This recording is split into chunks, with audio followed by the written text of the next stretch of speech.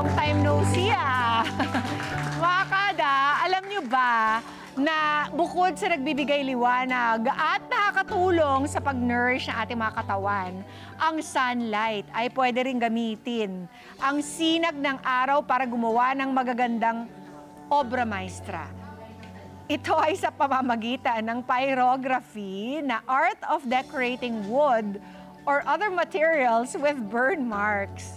Diba no, girls?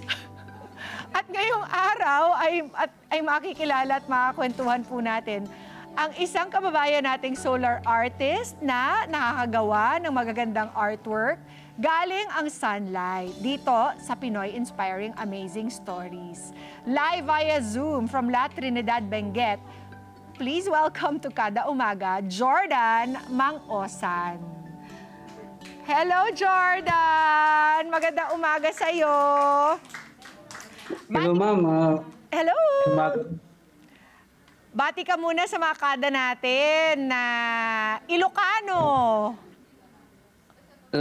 Nembag taga kayo amin nga kuy-kuya iti kada. Yes, kamusta ka naman, Jordan? Kamusta ang panahon diyan sa La Trinidad? Mabuti naman. Oo. Mabuti naman. Kailan yan. Maulan to rin. Umuulan, oo. Alam mo, Jordan, ngayon ko lang narinig itong art of pyrography. Alam ko nagsimula ka ng age 19. Pakikwento nga sa mga kada natin kung paano mo nililikha ang mga works of art na ito gamit ang sinag ng araw. Ma'am, ang solar drawing ay isang klase ng medium na gumagamit ng sinag ng araw at saka class. Ang solar drawing ay gagamitin mo sa materials na pwedeng masunog, kaya wood, bamboo, papers.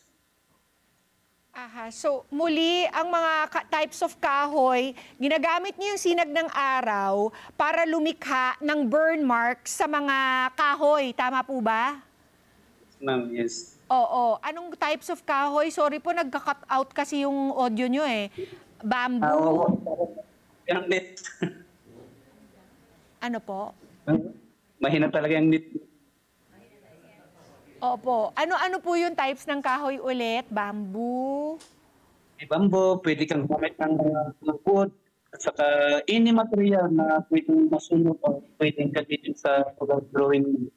So, kadalasan ito naman, yung mga marine fiber. Aha. Paano nyo po na-discover na pwede palang gamitin ang sinag ng araw gamit po ang magnifying glass para sunugin yung kahoy at maggumawa ng marks? Sa katutulan, ma'am, hindi po ako yung original. Nag-print ako kay Tiago ko. Siya yung unang artist bago na nagpakita ng solar fire drawing, or sabi niya, nag-apprentice ako sa kanya ng almost a year, and then nung namayapan na siya, ako nang nagtuloy at saka binansagan na namin na solar drawing. Aha. Pero yung mga artworks po ninyo, nalalagyan po ba sila ng kulay or isang kulay, parang ano lang siya, dalawang kulay lang? Yung pure na solar drawing, ma'am, may sepia talagang kulay niya, brown at saka black or any. Yung kung puti yung wood mo, yun ang lalabas. Depende sa kulay ng wood. Sepia. Sepia, oo. Ganong katagal naman po lumikha gamit ang sinag ng araw? Paano kung cloudy po or umuulan? Paano po tayo guguhit? Yun nga ang concept drawing, ma'am, depende sa weather, depende sa panahon. So, hindi mo siya matatansya kung kailan mo matatapos ang isang pyesa. Kasi may mga time na biglang gumagawa ka ng isang pyesa, niabot pa ng isang buwan dahil sa weather. Walang araw, masyadong cloudy. So, nakadepende sa weather, ma'am, ang paggawa sa solar drawing. Ano naman po, tinatangkilik naman po ba ito ng ating mga kada? Magkano po ba ang isang artwork? For instance, yan pong mga nasa tabi ninyo.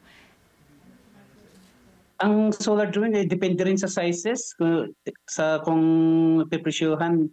So ang works ko ngayon ay nagre-release lang kung maliit, kaya ng 12 by 24, nagre-release siya ng 15K, ready to hang. Hanggang sa palaking works, lumalaki na rin, mataas yung presyo. Oo. Ganong katagal po ang proseso ng paglikha ninyo? For instance, yung isang size po ng artwork, ganong katagal nyo po yung tinrabaho? Gaya ng na depende sa weather, pero bakit sa ating experience, ang 12 by 24 inch panel, kung maganda yung panahon, kung tuloy-tuloy yung sinag ng araw, ay pwede mo siyang ma-burn ng, sabihin mo na lang, mga 10 to 15 days. 15 Reburning ng days. Nakasunog na po ba kayo ng isang artwork? Yung aksidente po, nasunog nyo na po ba ang isang artwork ninyo by accident? Kadalasan nagka-create siya talaga ng apoy. Pero hindi hadlang yun upang hindi mo ituloy yung artwork, kundi gamitin mo pa siya na as perfect yung mystic na pagkasunog niya. At ang madalas nyo pong inspirasyon or subject para sa mga likha nyo po ay? So, ang kadalasan subject ko po, ma'am, ay ito, tungkol sa kultura at tradisyon ng Cordillera, mga images, motifs, landscape na base dito sa aming lugar sa Cordillera. Po. At nabalitaan nga po namin na kasalukuyan ay kayo po ay ang founder ng Chanom Foundation na naglalayon pong gumawa ng isang artist village dyan po sa Northern Luzon, dyan po sa Baguio. Alam naman natin, di ba, ang national artist natin, si Ben Cab, may museo na rin po dyan. Marami talaga pong mga artists ang naninirahan sa Baguio. Kamusta na po yun? Actually, ma'am, ang Shannon Foundation ay isang foundation na gumawa ng Tamawan Village. Sa totoo lang, si Ben Cab nga ang isang founder dito eh. Ako lang yung panila doon noon. Akong alalay lang nila. Si Ben Cab, si Chito Signacion, Jackson Bryan, Ma'am ang Tamda, sila yung founder ng Shannon Foundation. And then Kamala yung nag-caretaker, and then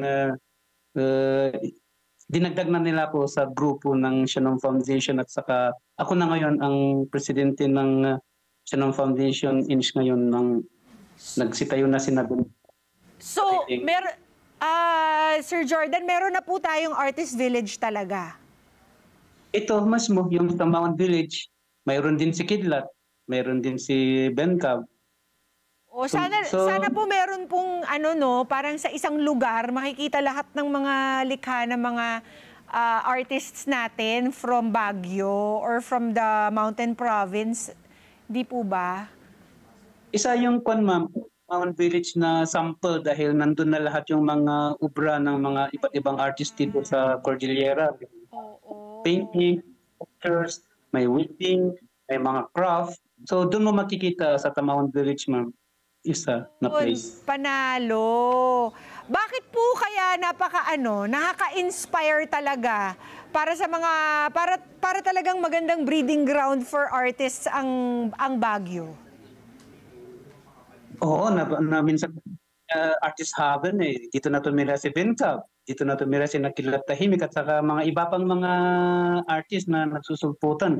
Gusto na nila ang klima ng Baguio. Yung klima talaga, ang talagang hindi matatawaran at hindi matutumbasan diyan sa Baguio. Kaya, Sir Jordan, na lang po, panghuling mensahe ninyo or tips para sa mga kada natin na gusto ring itry itong pyrography? Sa mga kakada natin dyan na nanonood ngayon sa programang sa umaga, ay ang may papayo ko, gusto nyo po ang solar artist, ay kailangan siguro may tiyaga at saka ang sipag at saka ang punan mo dito. Hindi, kasi dahil hindi basta-basta eh. Kailangan mo rin ang mga inspiration mo ay dapat yun ang sundan mo na gagamitin mo as inspiration yung mga nasa paligid mo dito. So sa mga naging solar artist, may papayo ko ay gamitin yung proper na pag-build ng solar. Meron kang dark glasses, meron kang magnifying glass, kasi siyempre long sleeve na katawan.